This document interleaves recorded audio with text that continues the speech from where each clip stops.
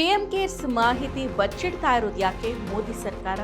ಸಾರ್ವಜನಿಕ ನಿಧಿ ಮಾಹಿತಿಯನ್ನ ನೀಡೋದಕ್ಕೆ ಮೋದಿ ಸರ್ಕಾರ ಹಿಂದೇಟನ್ನ ಹಾಕ್ತಾ ಇರೋದು ಯಾಕೆ? ಪಿಎಂ ಕೇರ್ಸ್ ನಲ್ಲಿ ಏನಾದರೂ ಬೃಹತ್ ಭ್ರಷ್ಟಾಚಾರ ನಡೆದಿದೆಯಾ? ನಮಸ್ಕಾರ, ADINA.comಗೆ ಸ್ವಾಗತ. ನಾನು ಸಪನಾ.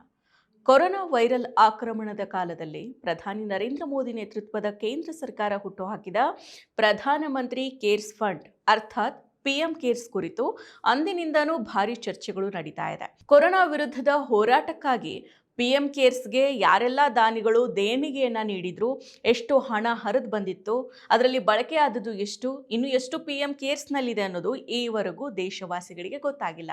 ಸರ್ಕಾರದ ಪಿಎಂ ಕೇರ್ಸ್ನ ಮಾಹಿತಿಗಳನ್ನು ಬಚ್ಚಿಟ್ಕೊಂಡಿದೆ. ಇದು ಸಾರ್ವಜನಿಕ ನಿಧಿಯಲ್ಲ, ಮಾಹಿತಿ ಕೊಡೋದಕ್ಕೆ ಬರೋದಿಲ್ಲ ಅಂತ ಮೋದಿ ಸರ್ಕಾರ ವಾದ ಮಾಡುತ್ತೆ. ಇದೀಗ ಮತ್ತೊಂದು ಹೆಜ್ಜೆ ಮುಂದೆ ಹೋಗಿರೋ ಮೋದಿ ಸರ್ಕಾರ ಪಿಎಂ ಕೇರ್ಸ್ ಕುರಿತು ಸಂಸತ್ತಿನಲ್ಲಿ ಪ್ರಶ್ನೆಗಳನ್ನ ಅನುಮತಿಸಬಾರದು ಅಂತ ಪ್ರಧಾನಮಂತ್ರಿಗಳ ಕಚೇರಿ ಲೋಕಸಭಾ ಸಚಿವಾಲಯಕ್ಕೆ ಪತ್ರವೊಂದನ್ನ ಬರೆದಿದೆ. ಹೌದು, 2026 ಜನವರಿ 30ರಂದು ಲೋಕಸಭಾ ಸಚಿವಾಲಯಕ್ಕೆ ಪ್ರಧಾನಿ ಕಚೇರಿ ಬರೆದಿರೋ ಪತ್ರದ ಕುರಿತು ಈಗ ಚರ್ಚೆಗಳು ನಡೀತಾ ಇದೆ. ಈ ಪತ್ರದ ಬೆನ್ನಲ್ಲೇ ಪಿಎಂ ಕೇರ್ಸ್ ಫಂಡ್, ಪ್ರಧಾನಮಂತ್ರಿಗಳ ರಾಷ್ಟ್ರೀಯ ಪರಿಹಾರ ನಿಧಿ ಮತ್ತು ರಾಷ್ಟ್ರೀಯ ರಕ್ಷಣಾ ನಿಧಿ, ಈ ಮೂರು ನಿಧಿಗಳ ಕುರಿತು ಲೋಕಸಭೆಯಲ್ಲಿ ಪ್ರಶ್ನೆಗಳು, 0 ಅವರ್ ನೋಟಿಸ್ಗಳು ಅಥವಾ ಸ್ಪೆಷಲ್ ಮೆನ್ಷನ್ಗಳು ಅನುಮತಿಸೋದಿಲ್ಲ ಅಂತ ಲೋಕಸಭಾ ಸಚಿವಾಲಯದಿಂದ ಸಂಸದರಿಗೆ ಸೂಚನೆಯನ್ನ ನೀಡಲಾಗಿದೆ ಅಂತ ಆರೋಪ ಮಾಡಲಾಗಿದೆ. ಪ್ರಧಾನಿ ಕಚೇರಿ ತನ್ನ ಪತ್ರದಲ್ಲಿ ಲೋಕಸಭಾ ಕಲಾಪ ನಡವಳಿ ನಿಯಮಗಳ ನಿಬಂಧನೆಯನ್ನ ಉಲ್ಲೇಖ ಮಾಡಿದೆ. ಈ ಸೆಕ್ಷನ್ಗಳು ಹೇಳುವಂತೆ ಪ್ರಶ್ನೆಗಳು ಭಾರತ ಸರ್ಕಾರದ ಪ್ರಾಥಮಿಕ ಜವಾಬ್ದಾರಿಯಲ್ಲದ ವಿಷಯಗಳಿಗೆ ಸಂಬಂಧಿಸಿರಬಾರದು ಮತ್ತು ಸರ್ಕಾರಕ್ಕೆ ನೇರವಾಗಿ ಜವಾಬ್ದಾರಿಯಲ್ಲದ ಸಂಸ್ಥೆಗಳು ಅಥವಾ ವ್ಯಕ್ತಿಗಳ ನಿಯಂತ್ರಣದಲ್ಲಿರೋ ವಿಷಯಗಳನ್ನ ಪ್ರಶ್ನೆ ಮಾಡೋದಕ್ಕೆ ಅನುಮತಿ ಇಲ್ಲ. ಅಂದ್ರೆ ಪಿಎಂ ಕೇರ್ಸ್, PMNRAF ಹಾಗೂ NDF ನಿಧಿಗಳು ಸರ್ಕಾರದ ಪ್ರಾಥಮಿಕ ಜವಾಬ್ದಾರಿಯಲ್ಲದ ವಿಷಯಗಳು ಅಂತ ಸರ್ಕಾರ ಹೇಳುತ್ತೆ. ಪತ್ರದಲ್ಲಿ ಪ್ರಧಾನಿ ಕಚೇರಿ ವಾದ ಮಾಡುವಂತೆ ಈ ಮೂರೂ ನಿಧಿಗಳು ಸಂಪೂರ್ಣವಾಗಿ ಸ್ವಯಂ ಪ್ರೇರಿತ ಸಾರ್ವಜನಿಕ ಕೊಡುಗೆಗಳಿಂದ ರಚಿತ ಆಗಿದೆ. ಇವುಗಳಿಗೆ ಭಾರತದ ಸಂಯೋಜಿತ ನಿಧಿಯಿಂದ ಯಾವುದೇ ಹಣ ಬರೋದಿಲ್ಲ. ಹೀಗಾಗಿ ಇವು ಸರ್ಕಾರಿ ನಿಧಿಗಳಲ್ಲ, ಸರ್ಕಾರದ ಪ್ರಾಥಮಿಕ ಜವಾಬ್ದಾರಿ ಅಲ್ಲದಿದ್ದರಿಂದ ಸಂಸತ್ತಿನಲ್ಲಿ ಪ್ರಶ್ನೆಗಳು ಅನ್ವಯಿಸೋದಿಲ್ಲ ಅಂತ ಹೇಳ್ಕೊಂಡಿದೆ.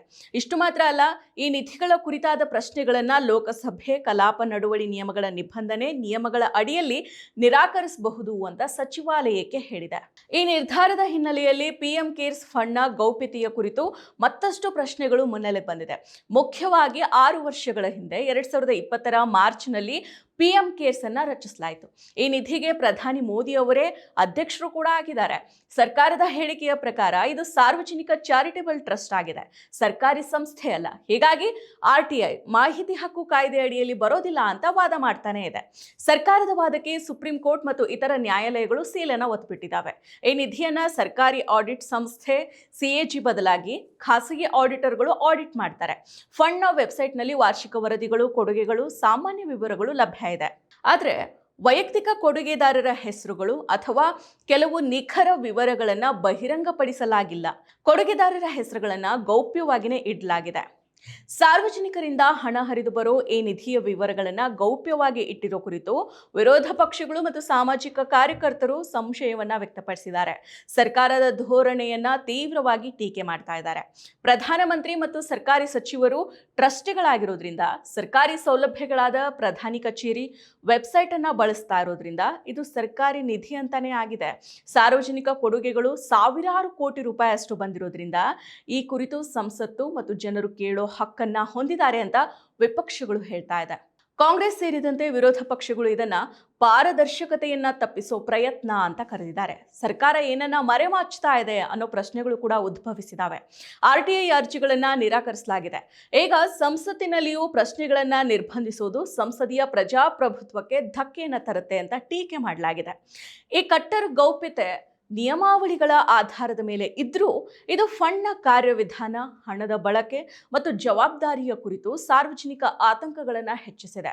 ಸರ್ಕಾರ ಇದನ್ನ ಸಾರ್ವಜನಿಕ ಹಿತಕ್ಕಾಗಿ ಮತ್ತು ಕೊಡುಗೆದಾರರ ಗೌಪ್ಯತೆಗಾಗಿ ಅಂತ ಸಮರ್ಥನೆ ಮಾಡ್ಕೊಳ್ತಾ ಇದೆ. ಆದರೆ ಇದು ಅಧಿಕಾರದ ದುರುಪಯೋಗ ಅಥವಾ ಮರೆಮಾಚುವಿಕೆ ಅಂತ ವಿಪಕ್ಷಗಳು ಹಾಗೂ ಕಾರ್ಯಕರ್ತರು ಹೇಳ್ತಾ ಇದ್ದಾರೆ. ಆದರೂ ಸಾರ್ವಜನಿಕ ನಿಧಿಗಳ ಕುರಿತು ಮಾಹಿತಿಗಳನ್ನು ಸರ್ಕಾರ ಮುಚ್ಚಿಡ್ತಾ ಇರೋದಾದ್ರೂ ಯಾಕಾಗಿ? ಇಲ್ಲಿ ಬೃಹತ್ ಭ್ರಷ್ಟಾಚಾರ ಅಥವಾ ಹಗರಣ ಏನಾದರೂ ನಡೆದಿರಬಹುದಾ? ಸರ್ಕಾರನೇ ಇದಕ್ಕೆ ಉತ್ತರ ಕೊಡಬೇಕು. ಆದರೆ ಸರ್ಕಾರ ಉತ್ತರವನ್ನು ನೀಡೋದಕ್ಕೆ ಸಿದ್ಧನೇ ಇಲ್ಲ. ಮತ್ತಷ್ಟು ವಿಶೇಷ ವಿಡಿಯೋಗಳನ್ನು ನೋಡಲು ಮತ್ತು ಹೊಸ ವಿಡಿಯೋಗಳ ಬಗ್ಗೆ ತಿಳಿಯಲು ಈ ದಿನ .com ಯೂಟ್ಯೂಬ್ ಚಾನೆಲ್ ಸಬ್ಸ್ಕ್ರೈಬ್ ಮಾಡಿ ಮತ್ತು ಬೆಲ್ ಐಕಾನ್ ಕ್ಲಿಕ್ ಮಾಡಿ.